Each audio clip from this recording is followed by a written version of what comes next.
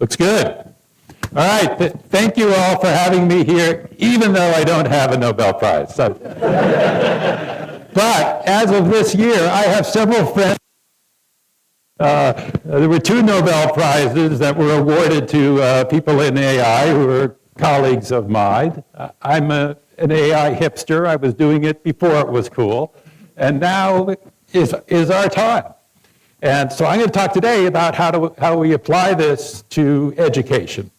And thank you for the great introduction. And so we'll start by taking you back to the year 2011 when Sebastian Thrun and I were teaching the AI class at Stanford. And then through serendipity, somebody else was supposed to teach it the next term, but they canceled. And so we had to teach it again. And we said, it'd be boring to just do the same thing. Let's do something different. And so we said, we want to take it online. But we said we want to do it differently because, there we go. We said when we're teaching, it's not that much different than in the first university in the world, in the 14th century in Bologna. Why is it the same? Well, there's the professor, the sage on the stage. There's the textbook you heard about. And there's the sleeping guy in the back. And when I had a class at 9 o'clock, I was very familiar with that, and I refused to do it again that early in the morning. So we thought we want to do something better than that. So we started this online class, and we said we want to use the latest in learning science. I mean, there were 2 goals. One, to say we want to open it up to students who aren't at Stanford, who can now have this opportunity that they didn't have. So it'll be free to anybody worldwide. But also, we wanted to do it differently. We wanted to use everything that's known from learning science to try to do this right. So what is known? So one of the most influential papers is by Benjamin Bloom in 1984. He wrote this paper that's called the 2 sigma problem. And what he said is if you use tutoring with mastery learning, you get 2 standard deviations improvements over the control group. So that would mean 95% of the students could be raised to be above average. That sounds too good to be true, and it is. Right? So one of the amazing things about educational theory back in the 80s is he did this one study with a total of 30 students, and everybody in the field believed it. But then when you start to replicate it, you say, no, it isn't that good. But there's definitely something there, right? And so there are 2 parts to it. One is mastery learning, which means you keep learning something until you get it, rather than saying, well, I got a D on the test, and then tomorrow we're going to start something twice as hard, right? That doesn't work. And the other part was one-on-one tutoring. And I think mostly the conclusion is the one-on-one wasn't necessarily as important as the mastery part. It could be 2-on-1 or whatever. But getting there is what we were aiming at. I was also very influenced by Herb Simon, who I got to meet, one of the founders of AI. And he says that learning results from what the student does and thinks. And I think that's really crucial. And as a teacher, I was sometimes saying, you know, my job is just to be really clear. And if I do that, then we've achieved the goal. But that's not right. What I do doesn't matter that much. It's what the student does that matters. And so getting them to learn is what my role is, and it's up to them to take us over the goal line. Also influenced by this quote, nobody cares how much you know until they know how much you care, right? So really, the teacher's role is to make a connection with the student as much as it is to impart this information. That was the main thing we learned from teaching this class. We thought going in it was all about information, then we realized it's really more about motivation. And so I thought back to when I had my first one-on-one teacher. There's my mom, and I knew that she cared, and I learned from that. And so I said, when we do our class, we want it to be like that. We want it to be like you're having a one-on-one conversation with somebody that cares. But of course, it wasn't really one-on-one. It was one on 50,000 or so. But we built it like this. We just said, I'm going to sit down, and I'm going to be, it's like I'm having a conversation, and I'm drawing on a piece of paper, very rough, and then the students can watch that, and we go from there. And so that's what we did, and we think it worked. Now, it was interesting. So I did this with Sebastian Throne through this company, Udacity, and at the same time, Daphne Kohler and Andrew Ng were starting this company called Coursera. Now, all four of these people are known for doing some of these first massive online classes, and they're also known for being AI and data science people. Now, is that a coincidence? I don't think so. I think we were there because we said, if we can gather more data, we can do a better job. And as I mentioned, I wrote this paper called The Unreasonable Effectiveness of Data, sort of parodying Eugene Wigner, and saying, if we get enough data from what the students do, we should be able to do a better job. And we had some success with that, right? So we use this machine learning approach called reinforcement learning, and this schematic here says we show them a YouTube video, then we ask them a question, and then they answer. Many of them are multiple choice or short fill-in-the-blank questions, and depending what the answer is, we have some response, and then we move on to the next question, and everybody does the same thing. So you can do that, and you can measure what the responses are, and then you can come up with better responses and better videos, and you can make the students about 10% better. So does that mean the glass is half full or half empty? Is 10% good, or should we be shooting for 100%?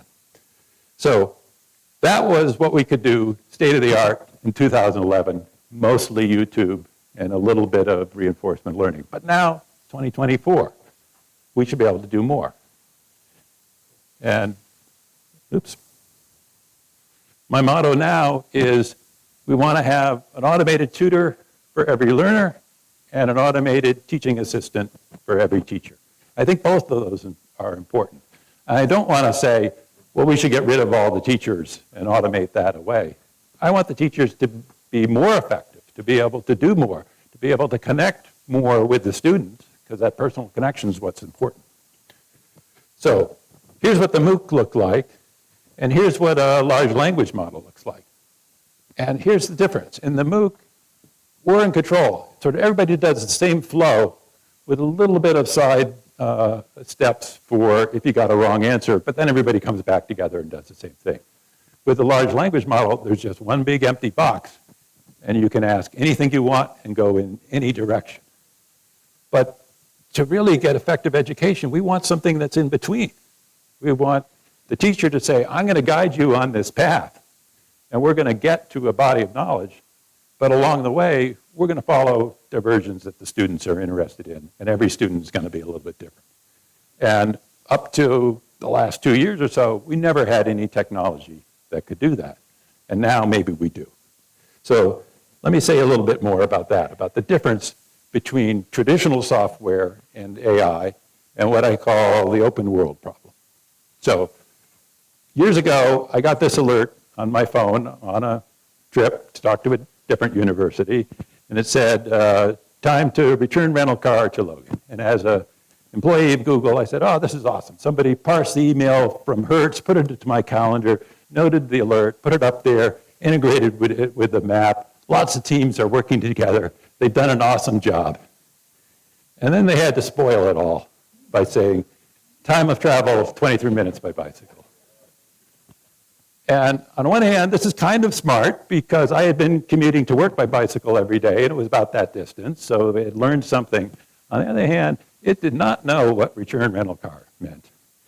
And as a good Google employee, I said, I got to file a bug report. So I start doing that, and there's a pull down that says which team is responsible. And I just said, wait a minute, I think everybody did their job just right.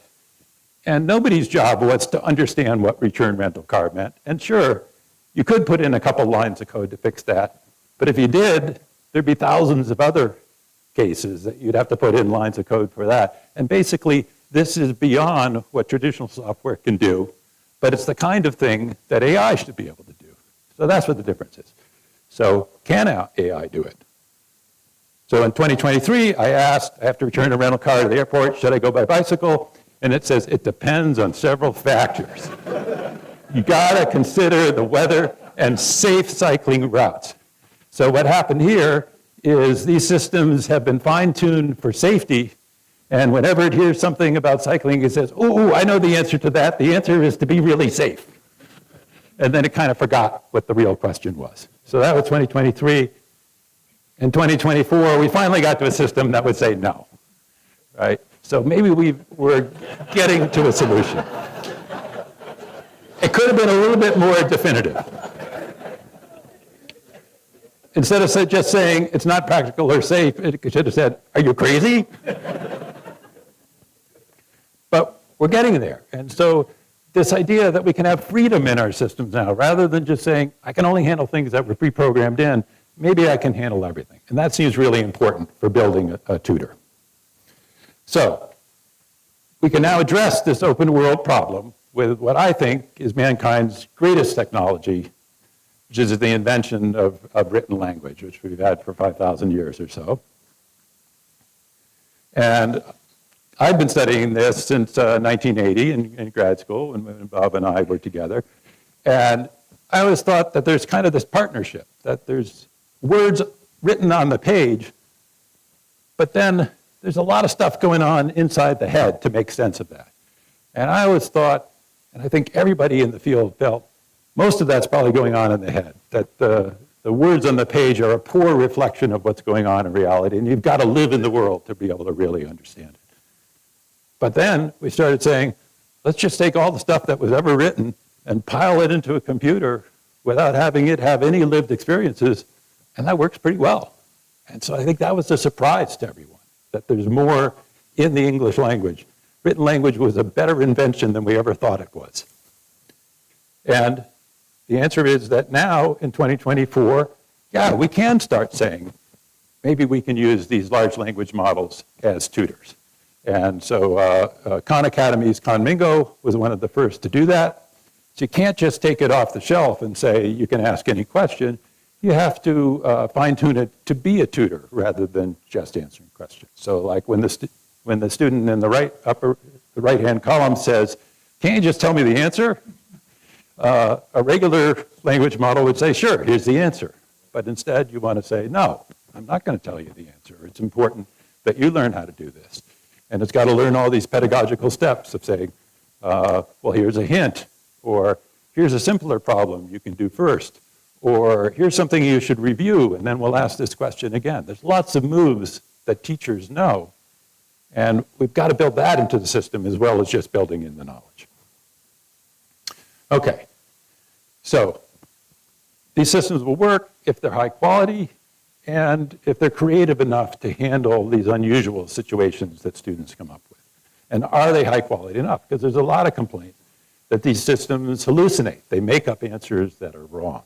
So how can we deal with that? So I'm going to go through some examples of what types of things they get right and wrong. So my friend Wei-Hua Huang said, here's a simple math problem that all these large language models get wrong. Turns out not quite all of them, but the ones he tried did. So the problem is list all the ways in which 3 distinct positive integers have a product of 108. Doesn't sound that hard. And the model starts off great. It says a really good first step is to factor 108. It's equal to 2 times 2 times 3 times 3 times 3. And then it continues in a great way, saying now we got to group those prime factors into 3 separate groups that are different from each other. And so essentially you want to divide it up into 3 subsets, but it forgets that the empty subset is a set, or equivalently that 1 is a factor of 108. So it gives the 3 answers that don't include 1 as one of the numbers, but it skips the numbers that include 1, right? So it was close, but just missed a little. And I thought about this and I said, I can see why you forget to do that, because we always write the prime factors and we leave out 1. We don't write that down as one of the factors. We could write it that way, but we don't.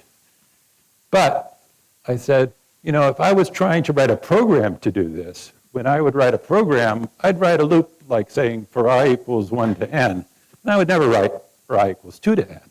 So I then went back to all these large language models and say, write a program to do the exact same thing that it couldn't do before. And now they can all do it. And so I thought this was interesting. This is saying that, yes, written language, the English language, that's a fantastic invention. But so are programming languages. And so is the language of mathematics, and the language of chemistry, and the language of physics. We've invented lots of notations that are really useful. And we've got to tell these systems how to use each of them.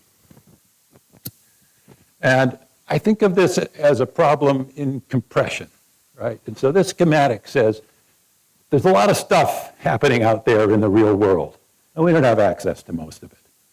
But we've taken a view of that that's been written down in books. Somebody decided this is the important stuff, and that's written down in books. So that's a compression of everything that's happening in the world. And then we feed them into our neural networks, and we give it a limited number of parameters, and we've got to condense all those words into that smaller number of parameters. And now we have a model that represents the world and can generalize well, because it's not just memorizing everything, it's forced to generalize because it only has so much memory to work with. And now we ask it a question, and sometimes the right move to make is to now go into another representation, which is a good representation of the question or the answer, and saying, well, maybe using a program would be better than just writing out a paragraph of text, because we can run a program and verify it. And so we have all these tricks for how to make these systems work better. We got to just put them all together. Here's another example. So some background on this.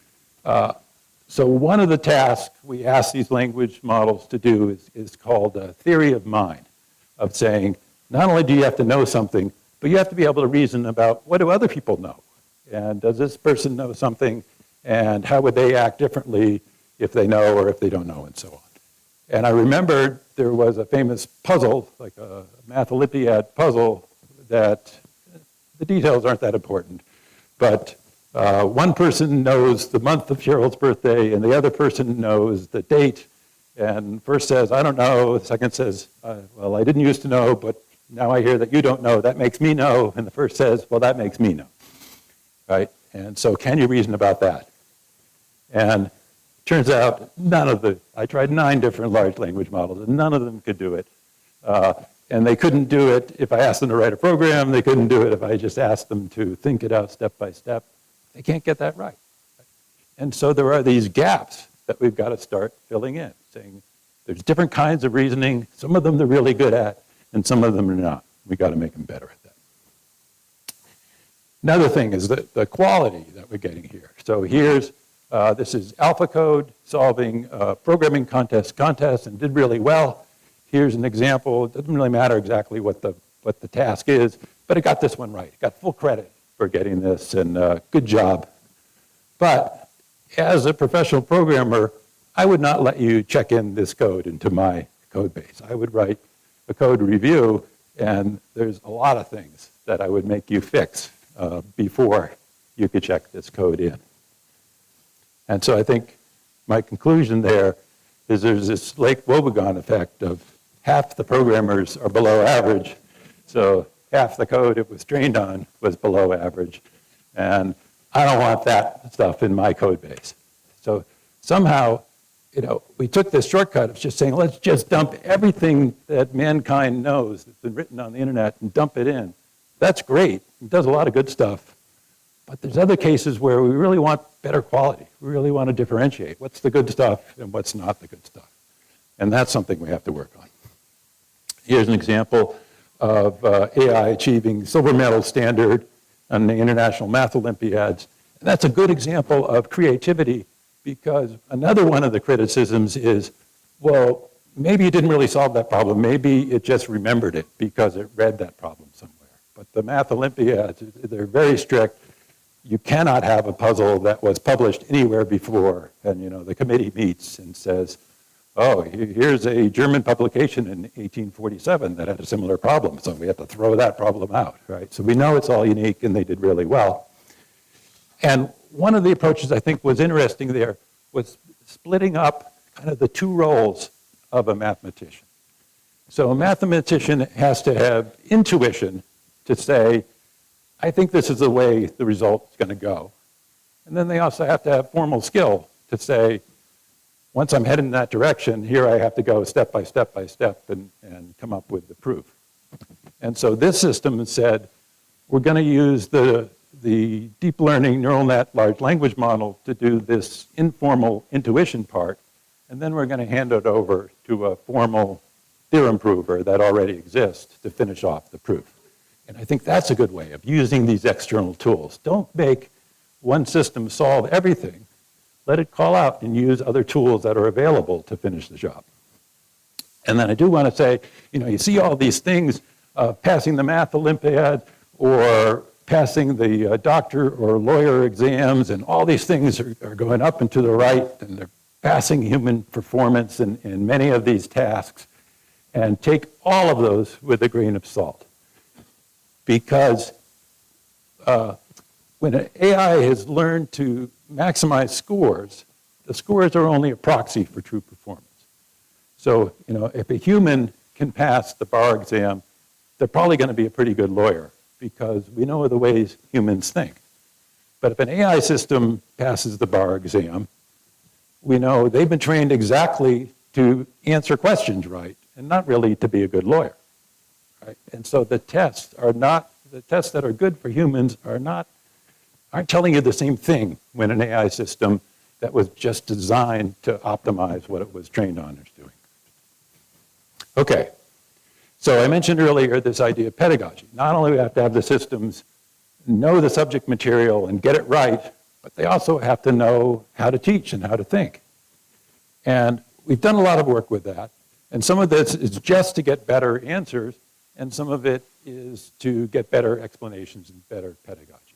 Right, so there's a lot of work on this thing called chain of thought, where you ask a large language model, solve this problem, and it gets it wrong, and then you come back and say, solve this problem, and show your work step by step, and then it gets it right. And the reason it does that is it's ordained with a certain amount of internal memory, and if you ask it, don't say anything until you get the final answer, sometimes it kind of overflows its internal memory.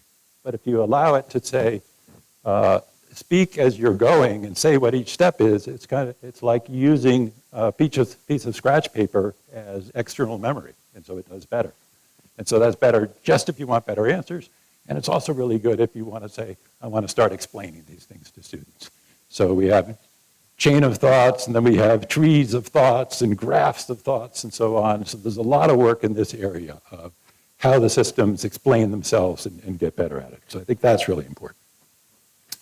Now, we built this system at Google called LearnLM, which is a language model specifically designed for these tasks of learning. And these are the 5 principles we've tried to build into it. One, we want to inspire learners to actually do things. We don't want them to be passive, just read this. We want to get them involved. We want to manage the cognitive load, right? So tell students just the right amount of new stuff. If you tell them too much, they lose it. If you tell them too little, they get bored. And that's going to be different for every student. Have them reflect on their progress. Have them think about what is it that you know and what is it that you don't know. Stimulate this curiosity through inspired engagement. And I think we definitely want our systems to do that, but I think a lot of that we also want to help the teacher help students get inspired, because sometimes it's just better to have a personal connection than a connection to a machine. And we got to be adaptive because every learner is different. Okay, so one of the things I think is really important is modeling the students. So far I've been talking about what is the teacher going to do. We have to really understand the students. I did a little bit of work with self-driving cars, and where does data for self-driving cars come from? Well, part of it comes from the real world. And the slogan is the first 1,000,000 miles are always the hardest. You got to drive the cars 1,000,000 miles on the road. And once you do that, then you can build a simulation that's going to be pretty good. Right? So it's going to know on a day like today when the snow is coming down and melting and turning into slush, how many more feet does it take to brake at such and such a speed? You drive the first 1,000,000 miles, you start building a model like that, and it gets pretty good. And now you start driving billions of miles in simulation, and you're going a lot faster and learning faster. With students, we can't do that. We don't have any models of students that are reliable. But we're just starting to see things where maybe you can't. So John Horton is this economist at MIT, and he's doing experiments where he's making economic agents, right? So economists have this very simplified view of what people are and how they're rational agents and they make deals. And he says, I can duplicate that with the language models. So what does he do? So he sets up these experiments. And one of the standard experiments you have in Econ 101 is you give half the class a mug and say, split up into groups of 2 and sell this mug to your neighbor. And then we'll record what prices were, and there's a theory of the distribution of what the prices should be. And so what Horton did was say, I ran that experiment in my class, now I'm going to run it on the computer. And I'm going to set up a bunch of agents and have them play that game against each other. This is a very confusing chart. You have to actually read the paper to understand the chart. But the one thing I want you to pay attention to is up at the top is the endowment, so the instructions that he gave to these learning agents. So he tells one, you only care about fairness between players. So then there's a range of possible prices. You would try to have a price that's right in the middle. And then the other one, you care about the total payoff to both players. So it's altruistic. You want both players to have a good deal. And then the third one, you only care about your own payoff. And then you get different results of giving these different instructions to each of the players. And so I think there's some kind of hope that we could do that kind of thing and have models of students that would tell us something. And we'd still have to verify that against the real world. But I think this would help a lot, because right now I feel frustrated, right? So I said earlier, we've shown we can do 10% better. If I say, I want to get you to answer this next question, I can make you 10% better by doing a little experiment and saying, no, this wasn't effective, this intervention was better. But if I want to say, here's a freshman, I want them to graduate 4 years from now as a happy and productive graduate, I can only do that by gathering 4 years worth of data. And then I look at the data and say, oops, I made a mistake, I have a better idea, and now it takes another 4 years, right? So that's frustrating. But if we have the possibility of running simulations, it'll go a lot faster. So I think that's a really exciting possible future. Now, another thing you hear all the time is, isn't this going to lead to cheating? Aren't students just going to go to these language models and have it do everything for them? And my colleague, Chris Beach at Stanford, says 100% of the exercises for my intro CS class, the LLMs have no problem with. I think part of that is because these problems are very similar as ones were online already. And so he could cut that down a lot by coming up with new novel problems, but it doesn't really solve it. And so I think instead we have to rethink about what our relationship is between the students and the teachers. And I think to some extent cheating comes because we've had this adversarial relationship that says we're trying to rank all the students. And so the students are saying, well, I want to be at the top of the ranking.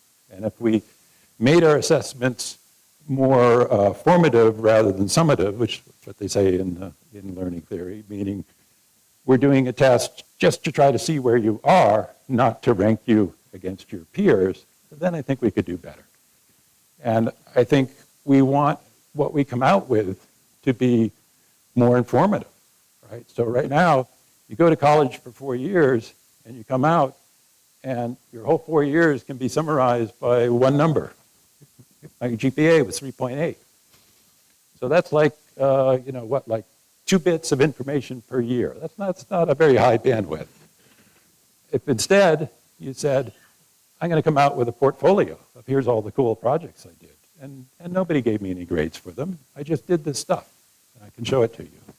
And that's what we do in other fields, right? So if I wanted to hire a piano player, I wouldn't say, what was your GPA in your music classes? I would say, sit down and play me something, or show me a recording of what you had done before. And it matters what you can do, not how you rank against your peers. So I think that's important. Okay. Then one thing that's really crucial is deciding what is it that we want. So, I said I'm an AI hipster. I'm going to give you the short history of AI. So when I started in the 1980s, AI was all about algorithms. AI was part of computer science. Computer science was about algorithms. If you wanted to publish a paper, you had to say, my algorithm is better than somebody else's. Then around the 2000s, we got into this era of big data, saying, yeah, algorithms are so cool, but if we want to make more progress, it's probably better to get better data rather than to try to invent a better algorithm. And today, we're in this world where we say, all right, we got cool algorithms, we got lots of data, and we know how to optimize any objective, but now we have to figure out what is the objective that we want to optimize. So it's about what's our needs and desires and expectations. So it really seems like it's more a question in philosophy than in technology. So I went to one of my go-to philosophers, Professor Jagger here, and on the question of what is it that we want, what do we want to optimize, his famous quote is, you can't always get what you want, but you get what you need. But I think he's got it backwards. Sorry, Mick. Because we built this online system that very precisely records what it is that we want. Every click is a vote for something we want. But we don't have a good system for recording what are our long-term needs, right? So I go and I play some stupid game for an hour, and then I say, oh man, that was dumb. I wish I had that time back. But it's too late. And not only is it too late for me, because I made those clicks and I'm going to get more of those stupid games, but it's too late for you too, sorry. But collaborative filtering means that my clicks are going to influence you, and you're going to get more of that stuff. We've got to build a system that's more focused on what we actually need, rather than just on the clicks the way we have them. And we've had this issue for a long time of trying to specify what is it that we want and trying to get that right. And 250 years ago, Judge Blackstone said, better that 10 guilty persons escape than that one innocent suffer. So he realized that court decisions are never going to be perfect. There's uncertainty, it's stochastic, and he set a preference. I'm not sure he meant it literally, right? So better than 10, but 11, no, that's right out. I don't know if he meant it that precisely. But when we build our automated systems, we have to be precise like that. We have to say, what is it that we want? What is it that we value? And that's a challenge for us, is trying to get that right. Okay.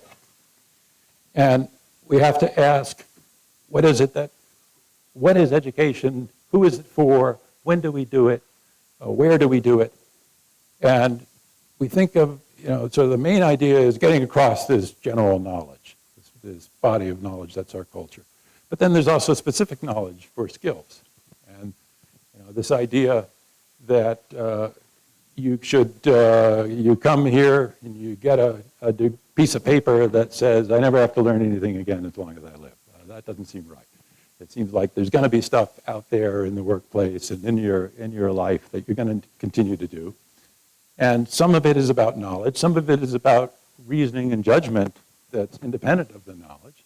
Some of it is about just getting people motivated, inspiring to get up and do something. And some of it is about civic and social coherence, that being together with other people and working together knits our society together. And we have to think about which ones of these are important, how do they apply, and is it different in the K-12 versus college versus in lifelong, and how do we get that right? And I think we have this opportunity to use these language models as part of the tool to get that. But the harder question is going to be, what is it that we want? What is an educated person? And once we know that, then we'll be closer to getting there. So why don't we stop there and open it up for discussion.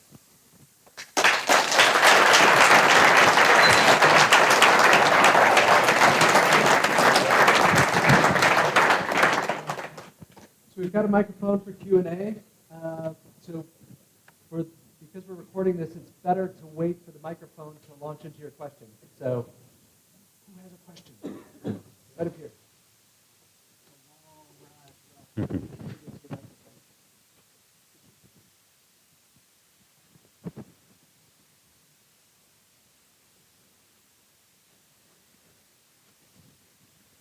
I'm curious about the evolution of how we model students in programs like with AI. Like I know in like tutoring systems,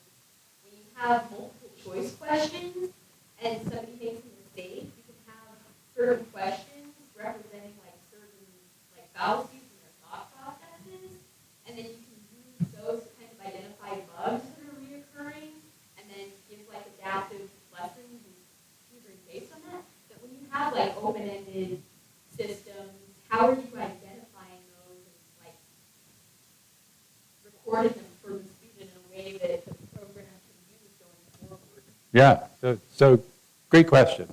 And so you point out we've had a bunch of these computerized tutoring systems that were built sort of the old-fashioned way, traditional software or good old-fashioned AI, where you go in and you make this ontology of here's all the bugs they can have, and here's the manifestation of them, and here's the possible fixes for them. And that's a great approach for some fields where you're willing to invest the time to do that, because it's really expensive to do that, and where there are known results. So like introductory algebra. I know Carnegie Mellon has a great program that helps students through that, and they understand all the bugs that can happen.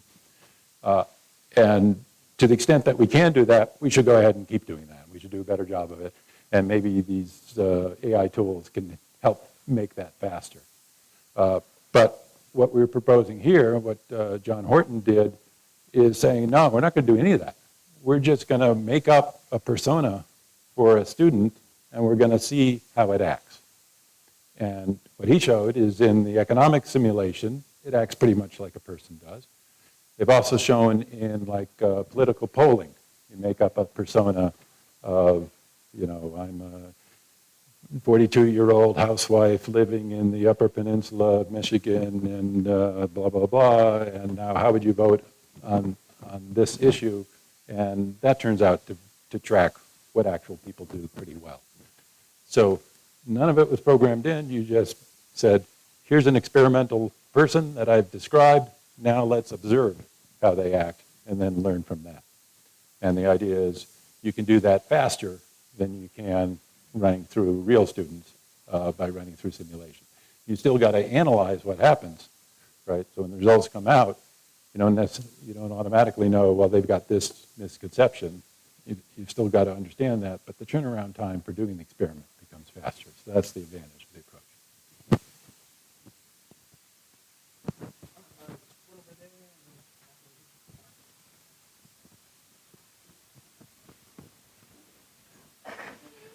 Hi.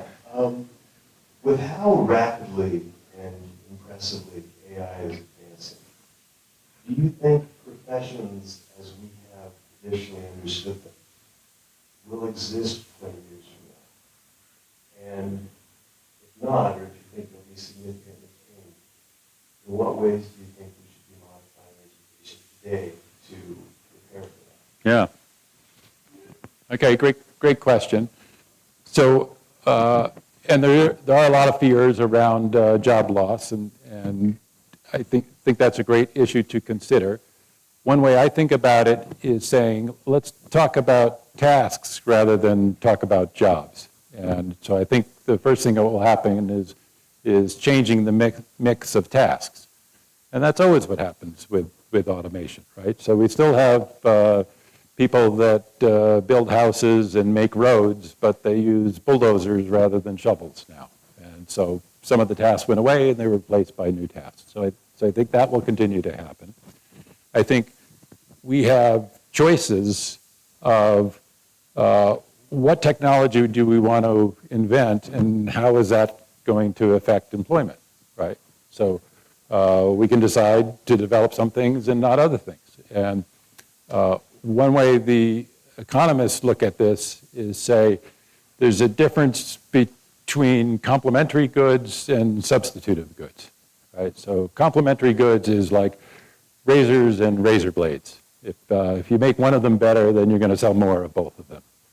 And so if you make complementary AI that works with a person, then if you say, well, if the AI gets better, then the person gets better. And so there'll be more jobs, and you have a choice of saying, are they going to be more jobs or higher paying jobs, or how is that split going to go? It depends on what technology you develop. Whereas if you have substitutive goods, which is like Coke and Pepsi, then if you get more of one, you get less of the other.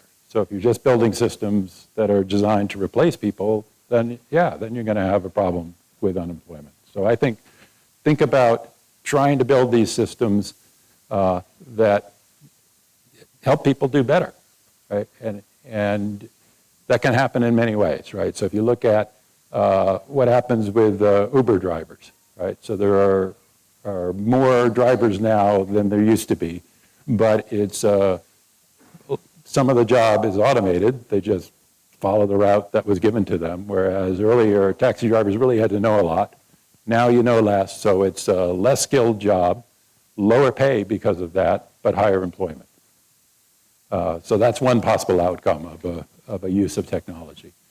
Another possible outcome, look at copy editors. So there are fewer copy editors than there used to be because spell check and grammar check can do a lot of the work for a lot of the people. But the ones that exist are higher paid because they do a better job because they use the tools themselves, and they're used when it's really important to get it exactly right. And so you take this extra value and you can put it into more employment at low pay, or you can put it into less employment at higher pay. And we have a choice as a society and as individual companies of which of these technologies do we want to develop, and how will the wealth or the benefit of the technology be spread among people.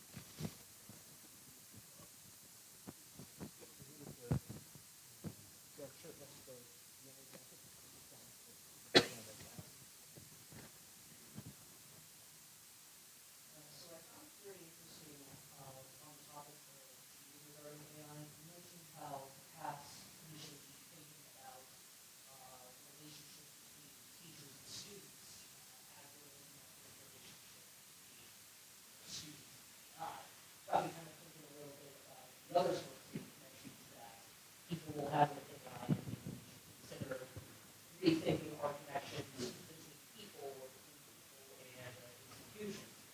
What I'm wondering is, do you think there's any concern that perhaps the technology is moving a lot faster than the amount of time it can take for us to rethink things like a relationship between students and teachers? And if so, is there maybe some way to incentivize rethinking the human connection of things to sort of keep it on pace with AI's development? Yeah, I think that's really important. And I think you're right that the pace is a big factor, right? Because we've had technological change before, right? So it used to be in the US that the majority of people were farmers, now only a couple % are. But that didn't hit so hard because it was like, well, my grandparents and my parents were farmers, and so am I, but it looks like my kids are going to move to the city and go to college and choose a different path. And that's okay for them, and I'm going to do mine. But if it's, I had a job for 2 years, and then AI automated it away, and then I got another job, and in 1 year, AI automated that away, and then the third job got automated away in 6 months. Now I'm pretty pissed, right? That's just too fast. And so I think we do have to think about that. And, there's been a lot of proposals. Some people talk about like universal basic income or some way of saying, we got to protect everybody from, some sort of insurance policy, or maybe it's professional guilds to say when there is upheaval, we don't want it to affect everybody badly. We want to have some way, and I don't know if it's, and I don't think trying to halt progress is a feasible way to go, because it's just going to happen as long as we have capitalism. But trying to put in the safety nets that protect people from the effects of that, I think would be a better approach.